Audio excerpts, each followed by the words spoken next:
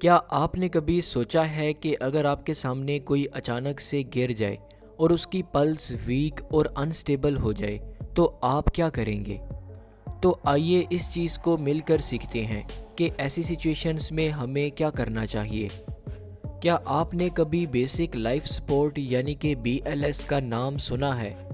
BLS एक set of techniques को कहा जाता है जो किसी भी इमरजेंसी सिचुएशन में किसी की जान बचाने के लिए इस्तेमाल की जाती हैं। BLS टेक्निक्स बहुत सी टाइप्स की हो सकती हैं जो किसी कार्डियक अरेस्ट के पेशेंट की जान बचाने में मददगार साबित हो सकती हैं। इनमें सबसे अहम टेक्निक कार्डियोपल्मोनरी रिससिटेशन यानी कि CPR है, जिसमें चेस्ट कंप्रेशंस और रेस्क्यू ब्रेथ्स के इस्तेमाल से पेशेंट्स की पल्सेस को रिकवर किया जाता है।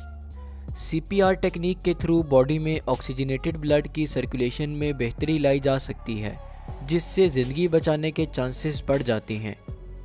CPR प्रोसीजर: अगर आप कभी किसी ऐसे शख्स को देखें जो अचानक से ज़मीन पर गिर जाए और उसकी पल्स यानी कि हार्ट बीट बंद हो जाए, तो फ़ौरन से इमरजेंसी सर्विस को कॉल करें और जब तक इमरजेंसी रिस्पांस टीम नहीं पहुंचती, पेशेंट को बचाने के लिए फ़ौरन से CPR टेक्निक शुरू कर दें। इस टेक्निक का तरीका कुछ यूँ है कि पेशेंट को किसी फ्लैट सरफेस पर लेटा दें और उसकी चेस्ट के दरमियान एक हाथ इस तरह रखें कि हाथ की पाम चेस्ट पर आ जाए और दूसरे हाथ को इस पहले वाले हाथ के ऊपर रखें।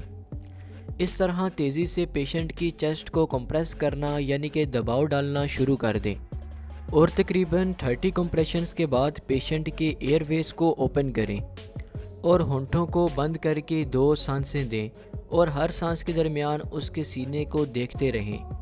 तब तक ऐसा करते रहें जब तक इमरजेंसी सर्विसेज पहुंच जाएं या फिर पेशेंट ज़िंदा नज़र आने लगे। याद रखें कि CPR किसी पेशेंट पर अप्लाई करने से पहले मुनासिब ट्रेनिंग और सर्टिफिकेट लेना ज़रूरी है।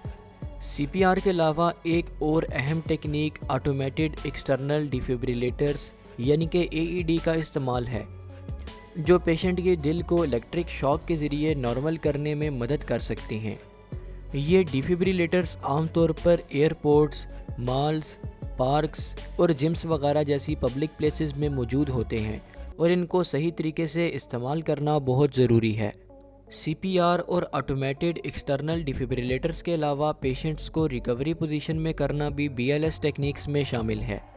रिकवरी पोजीशंस की टेक्निक पेशेंट की एयरवेज यानी कि सांस को खोलने के लिए इस्तेमाल की जाती हैं। इसी तरह ब्लीडिंग कंट्रोल टेक्निक्स भी BLS में शामिल हैं, जो किसी इमरजेंसी सिचुएशन में ज़्यादा खून बहने से रोकने में मददगार साबित होती हैं। हम अपनी आने वाली वीडियोस में CPR टेक्निक की तरह बाकी तमाम BLS टेक्निक्स को 1 बाय 1 डिटेल में डिस्कस करेंगे।